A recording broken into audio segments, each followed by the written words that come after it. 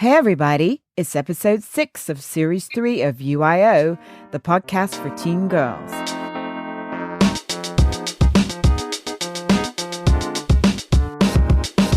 Hugs to everyone, and thank you for joining UIO, the podcast for teen girls.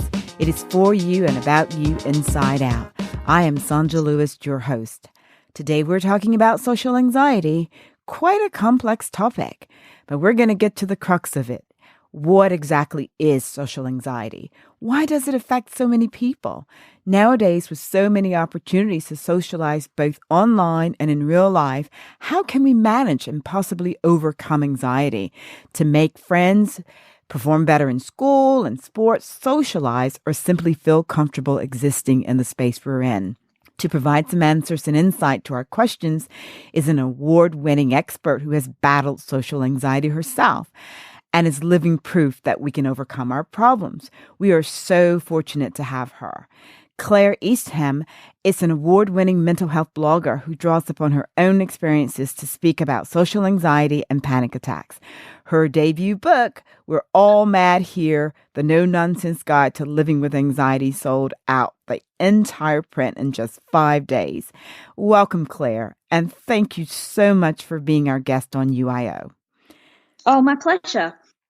Well, Claire, the way you've embraced your social anxiety through your brilliant blog, We're All Mad Here, is truly inspiring.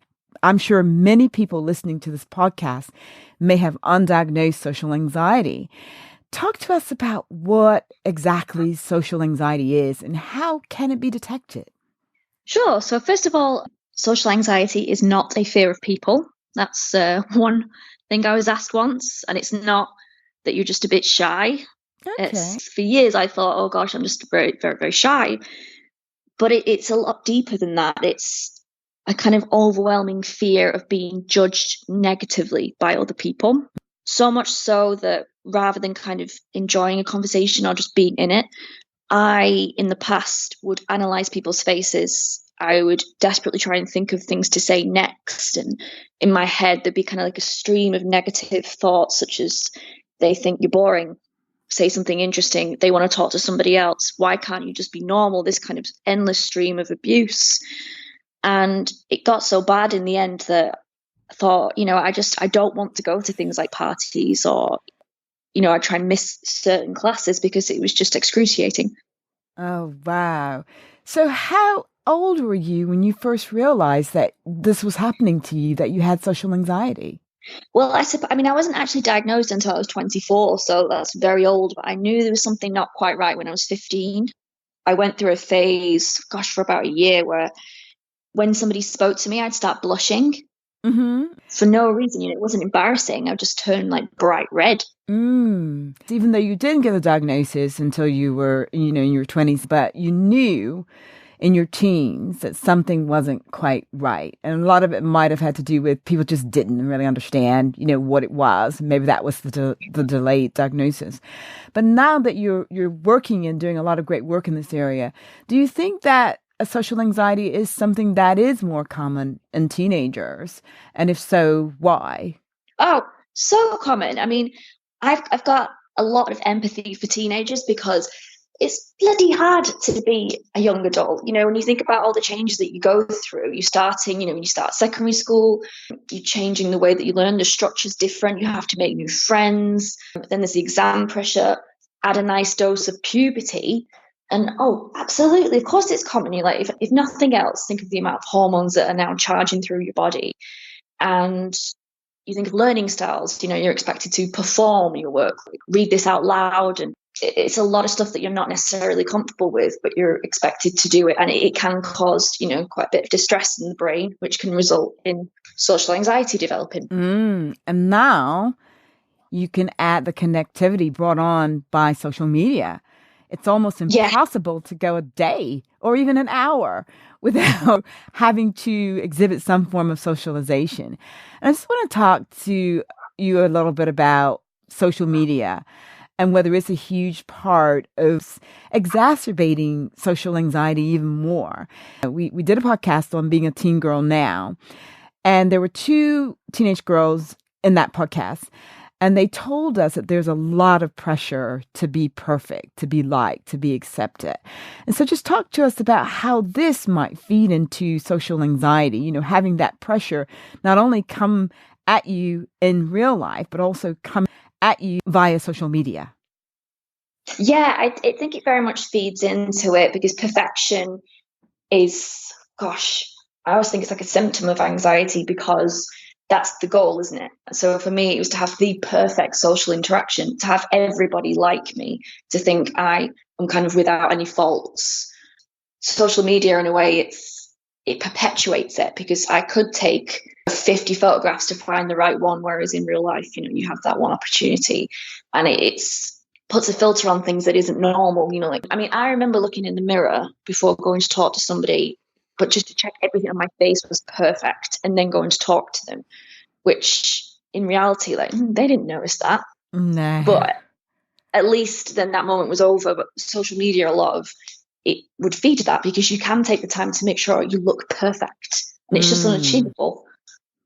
Yeah, I can see that, even though it gives you that time, but how that would exacerbate things and perpetuate things because you're going crazier and crazier in your head. You're just thinking about, I've got all this time now. I can make sure that I'm perfect. So I completely understand that. Talk to us a little bit about how your diagnosis came about specifically. But what I'm really trying to get at is, how do you know, how do you come to know, how does someone else come to know that it is social anxiety? And then give us some ideas on the best chances of managing it in a healthy way. I think the way to diagnose social anxiety is if, it sounds quite obvious, but if you struggle in social interactions, and it can be at school, it could be you really struggle speaking loud in class, if you struggle speaking to the teacher, if you struggle working in groups, but also even if you find it difficult going to events outside of school with people even now my closest friends know that for the first 5 minutes when I arrive somewhere for dinner, and I've known these people all my life, I'm like, can you just give me a few minutes because this is weird. Yes. So it's like it's little quirks like that where you feel uncomfortable being observed, even though gosh, they're not looking at me thinking, I've got better things to do at the time. It doesn't work like that. It's an irrational disorder. So if you feel uncomfortable to the point where you can't kind of relax into it in social situations, then you might want to think about having a chat with someone. Right. Because I would say, social interactions with people you like is not an effort. So if it is an effort to you, that's not what we want, and it shouldn't be that way. So you might want to think about doctor. That makes a lot of sense. So when you're going through all of these things, what are some of the best chances of managing it? Does having an actual diagnosis, does that help? Does that get you to Definitely. some of the places where you need to be? And then some other things that you can do, even if you haven't had this officially diagnosed, to manage it when you have social anxiety? Definitely. I think a diagnosis at a young age would have changed my life because I didn't know this was a thing. I thought, I was a freak. There was just something off with me. So I think having somebody say no, this is a condition, in the same way that diabetes or eczema is a condition, it's not your fault, would have been life-changing for me. Or the way I was diagnosed in the end was quite funny. It's in my book. I went for an interview, which is not great when you have social anxiety. It's like a nightmare. But I kind of taught myself how to, in quotation marks, behave normally. Just, I know what to do. I can suck it up. I can pretend it's fine. And that's what I've been doing for years. So I didn't think this particular day would be any different. But I had what I now know as a panic attack because my brain had finally had enough. Something broke. And I don't even tell in my accent, but I'm from the north of England. I'm from Manchester. Okay. So, but in this moment, to get me out of this situation, because I was sat in front of 3 people, for some bizarre reason, my brain decided to say, you really must forgive me. I'm so terribly sorry, but I have the neurovirus and I must leave at once. And then legged it out of the room. Like, that's what social anxiety told me to do. Like, this is normal. This will totally explain everything. And then legged it out the room. Wow. And as I was running down the street, it was a time, obviously, I was devastated. I thought I'd, ruined my life, but it was ultimately the best thing because I thought, I can't pretend to be okay anymore because I'm not. I've just behaved like that. So that's when I got diagnosed, and that's when the doctors were kind of, you've been living with this for how many years? They were surprised I kind of hadn't cracked earlier. That's really powerful. And I think the key point there, it is so important to recognize it for what it is, because if the earlier, the better. It really sounds like that. Oh, absolutely. If you can catch social anxiety early enough, you can stop it from developing to the extent that it might have, like with me, for example, or you really can. It's sort of, I don't know, just stopping the poison before it gets too close to any of the main arteries. I try and use analogies like that. Yeah, that's really good. So what can the people in your life, parents, guardians, other people do to help you manage your social anxiety? Well, parents or people in your life, one of the most important things is to let the person talk about it. Don't butt in and try and be like, oh, don't think like that, you're being ridiculous. Because some of the stuff I would say would be like, I'm convinced that Lisa from my maths class hates me.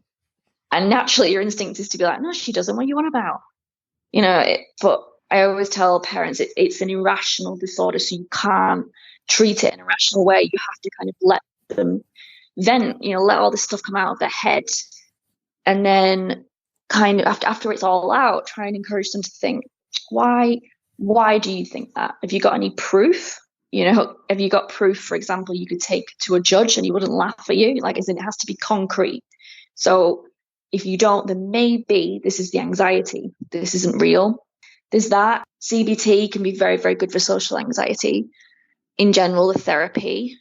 And I encourage a lot of humor too, because as I say, some of the stuff that comes into your head is balmy. And it's like, I'm convinced that I'm going to trip in this exam, pull down a curtain with me, and then everyone's going to laugh and ruin my life. And it kind of snowballs into this huge, and I'm like, wow, yeah. So kind of making fun of it takes the sting out of the fear.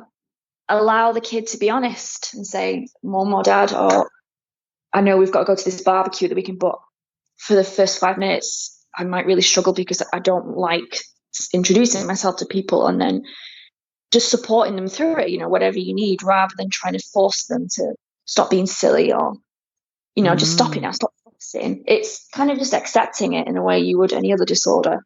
And then obviously encourage them to go to see the doctor together, That's really key. It's really important. So it is healthier to support your child in the same way that you would if it was a physical disorder or any other disorder or condition. Understanding when they say, I really can't go to this barbecue or this birthday party, support them as best as you can and listen to them. Yeah. I mean, it's a case of, I don't really think avoidance is a good thing, because that's the first thing anxiety will tell you to do, like, just don't go. Whereas if you say, like, I tell you what, why don't we go to this party? And if after 10 minutes you want to go home, we'll go home. But let's just see how you feel, because you don't want to kind of almost prove anxiety right, stay at home. You'll never do anything. Yeah, that makes sense. You would just not be able to overcome or manage. Is the support that you're getting from the people in your life is you mentioned earlier that when you go to a party, for example, your friends are aware that during the first 5 minutes, you might need a little space to sort of just acclimatize to the environment. Exactly. I mean, we joke about it. My friends say, Claire, I'll just have a wobbler for the first 5 minutes because I don't know what it is. Something triggers me where I walk in a room and everyone's looking at me. I'm like, yeah, nothing to see here. And I just give me 5 minutes and then I'm fine. And that works for me. And that's really good.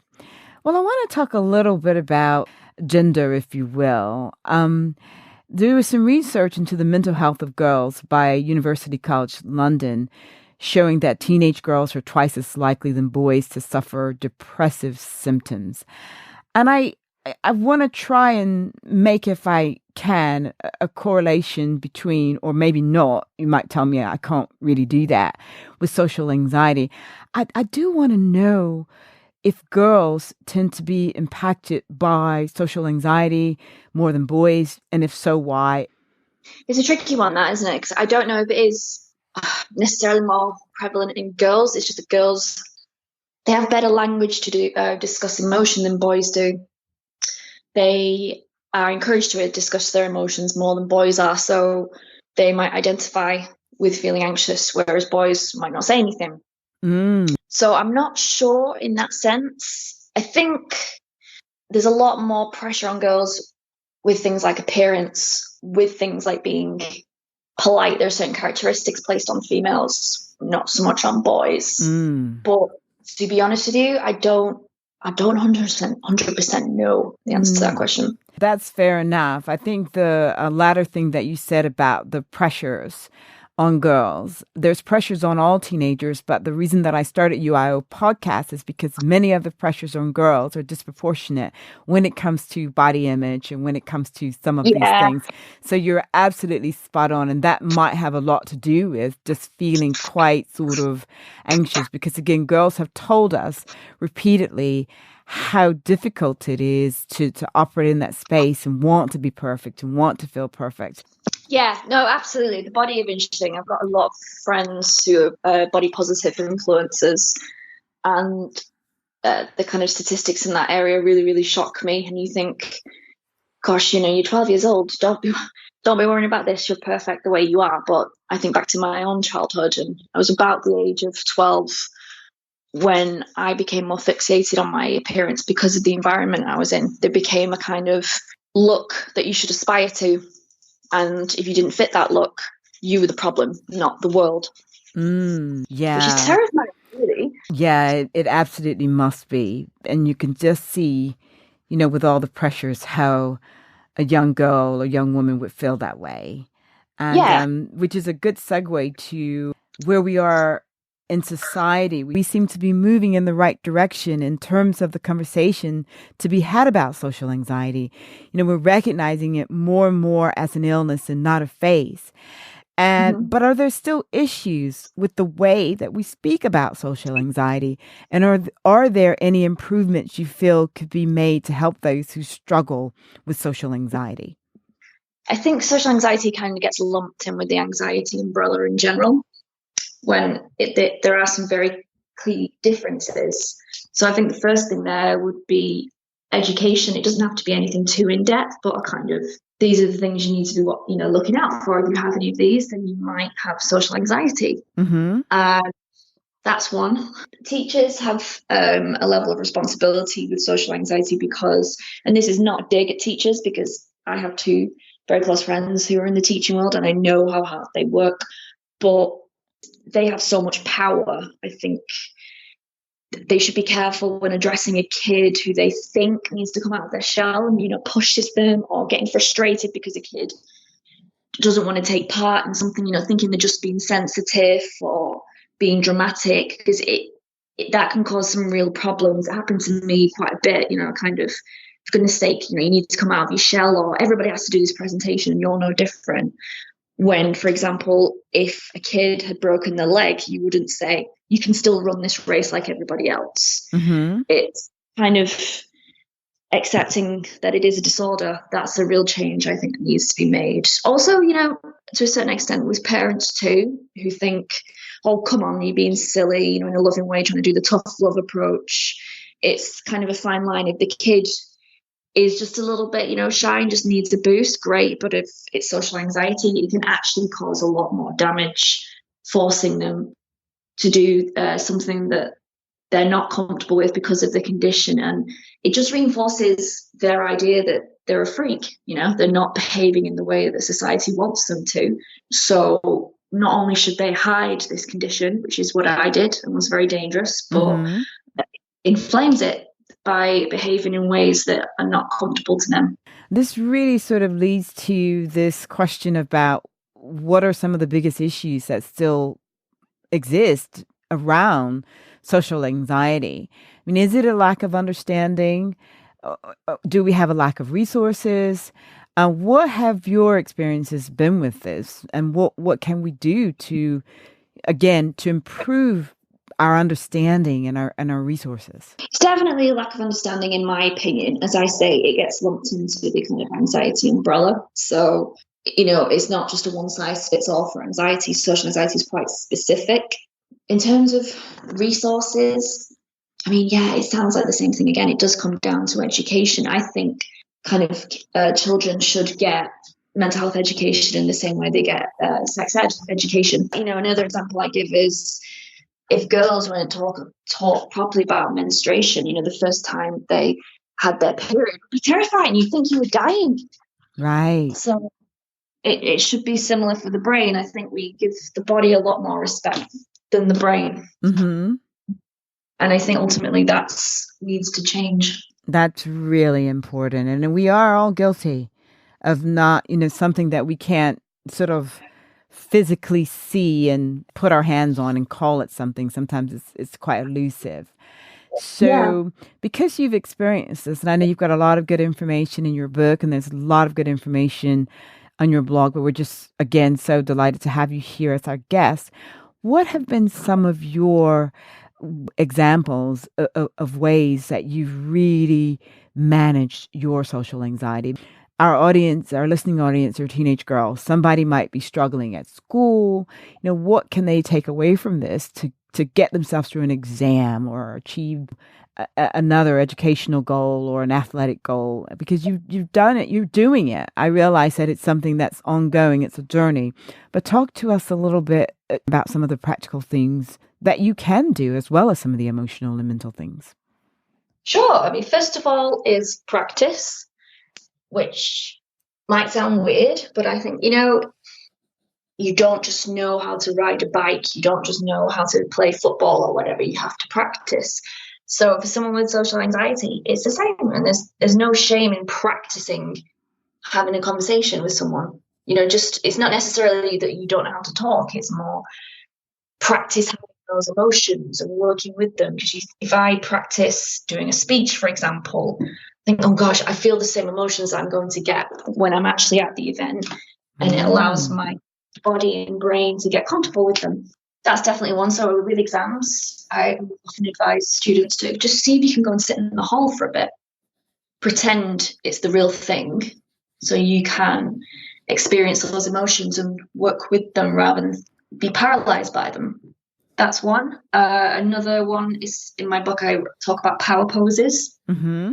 Amy Cuddy at the University of Harvard proved that this pose actually reduces cortisol, which is the stress hormone in the body, and gives you just a quick boost of confidence, and it actually really works.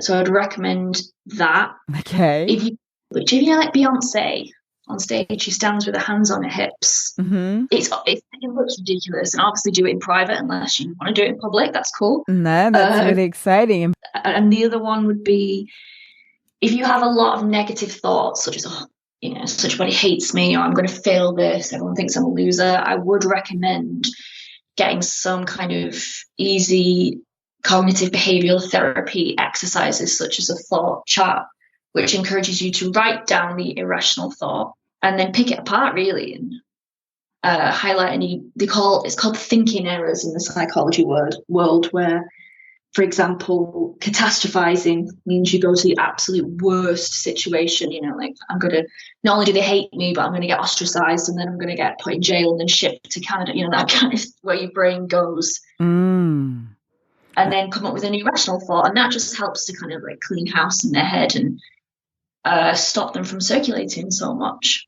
There's a lot you can do. I always say I live with social anxiety. I'm not crippled by it. I live a perfectly happy, normal life. I just have to make allowances for my brain.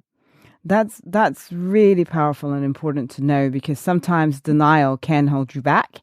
And you said earlier on the importance of having a diagnosis and owning it, and you live with it, but it doesn't take you over because you know what's going on and you're able to manage it. Let's talk about panic attacks. They're scary. There must be different sort of levels of them. I unfortunately have had panic attacks in my life, but I'd love for you to talk to us about discerning from other health conditions, telling us what panic attacks really are, because they are so scary. I had one time where I literally ended up at the emergency room, and I finally ended up in a cardiologist's office and all of that. And, as it turns out, I have an absolutely healthy heart, and I wasn't having a heart attack.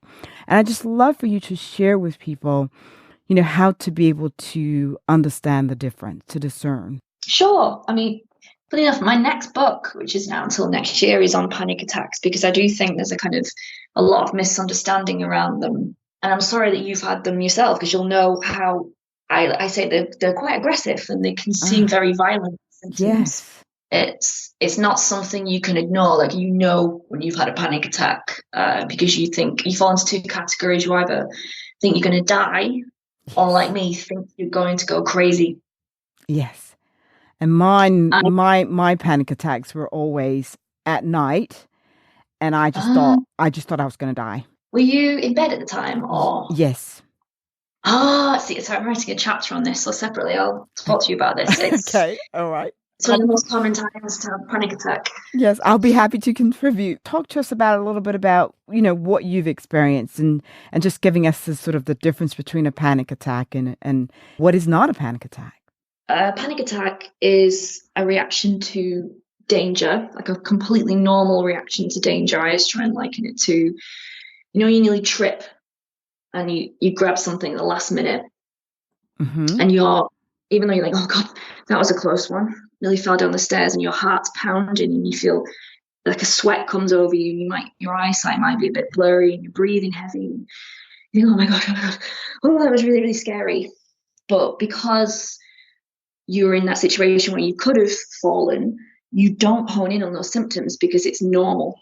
Now, if you had that reaction, for example, in bed or in the supermarket or somewhere totally normal, you think, this is bad. This is my body telling me that something is really, really wrong because I'm having these reactions. When in reality, what's happened is your brain has been tricked into thinking you're in danger when you're not. And that's what it is ultimately. Thanks so much for clarifying that, because it's so important, because people can be having this experience and, like you said, not really knowing what's going on, thinking that there's something else wrong with them, or thinking that they're going to have a nervous breakdown, or go absolutely crazy and that sort of thing. So thanks so much for that clarification. For our teens who might be approaching university, the workplace, changing environments, is it necessary for them to make their social anxiety disorder known? And if so, how would they go about doing this? Sure. I mean, that all comes down to personal preference. Some people would want to disclose that. Some, you don't have to. I obviously didn't, because I had no idea. But for example, if you think in one of your modules that you might be expected to do public speaking or, presenting in some way, and it might cause you trouble, you could flag this up with the teacher of the course. You have every right to do that. I don't know the logistics because it's been a while since I was at university, but I imagine you can talk to pastoral or student support about this. A lot of universities now do have occupational health, or so there will be somebody there you can talk to about it. Okay, so it really comes down to, as you said, it's a personal preference, how you feel, whether you think it's appropriate to share, particularly if you've got something that's going to make you feel socially anxious. I think if it's going to affect your education in a way that puts you at a disadvantage, for example, they think, oh, she's just not done the work, that was terrible, when actually he or she had done all the work, but they were paralyzed by social anxiety and couldn't present it accurately, then you should think about saying something. Because if you couldn't physically get into a lecture theatre because you were in a wheelchair and there's no access, then you would say something. You absolutely would. So we're coming to the end of the podcast, Claire. You talked about having a book coming up soon and or next year. Is there anything more you want to share with us about your journey, in dealing with this complex topic of social anxiety? I think the message I always try and impart to people is, you're not a freak. It's not your fault. It's nothing you've done. If you have social anxiety, it's a disorder that is genuine. It can be treated. It can be managed. And I have so much empathy for people with it, because it is horrible and it can make you feel worthless. But know that you have every right to ask for help with it or support. And as I mentioned earlier, I live a normal, happy life, and I have good days, bad days, but ultimately I live with it. It's not in charge of me. That's amazing. Any other particular practical hot tips for our girls on dealing with social anxiety and or panic attacks? Another one I would say is belly breathing. If you type Claire Eastham into YouTube, it'll come up. I've got a belly breathing technique that I do that is the fastest way to communicate to the brain that everything's okay. This kind of really deep breathing. And that tends to do the trick. It's an exercise. You have to practice it. But if I'm feeling particularly anxious or I feel a panic attack coming on, I'll do one of these techniques. I love it. I'm going to check out belly breathing myself. I am going to. That sounds absolutely amazing. Tell us, Claire, how can girls find you? What's the best way to just make sure that they're following you and getting all this great information, and how can they find you? If you type in "We're All Mad Here" into Google, that's the title of my blog. It's also the title of my first best-selling book. Or if you type Claire Eastham into Google. Other way, I'm on Twitter at @ClairyLove, which is really embarrassing, but I can't change it now. And on Instagram, I'm at allmadhereuk_. That's absolutely brilliant. And we'll make sure that our listeners get that information. It's just been so wonderful to have you. And I want to say thank you personally for your book. I am reading your book, and I had hoped to have it done by the time we had this conversation, but it's absolutely amazing. Oh, thank you. And I'll let you know when I come to the end. I'm sure I'll want to talk about it more. And thank you so much for your blog as well, because it's so important, and for being a part of UIO. Oh, thank you so much for having me. It's been an absolute pleasure. Well, thank you. Thank you. That is a wrap for UIO on social anxiety. Great show with lots of insight from Claire Eastham. It's all about really owning social anxiety and understanding that you can have a normal life. You just have to understand what it is that you're dealing with and how to manage it. That's amazing stuff. Thank you, girls, for listening, and thank you, God, for the opportunity to do the show. Today, I want to pray for all teenagers dealing with social anxiety, that they will not only come to understand and manage it in real time, but also that they will get the support they need at home, school, and any space they abide in. Also, I pray for all stigmas to be lifted around anxiety and mental health issues. I ask these blessings in the name of Jesus Christ. Amen. That's it for the third season of UIO, but keep your eyes peeled for the fourth season, which will include prevalent expert guests speaking candidly about the ever-evolving issues that our teen girls are facing. Meanwhile, hit me up on Twitter at Sonja Lewis, Instagram at Sonja D. Lewis, Facebook, sonjalewis.com/UIO-podcast. Tell me what you want to hear about, and keep sending those questions on any of the episodes. Take care of you inside out, and remember, it is UIO.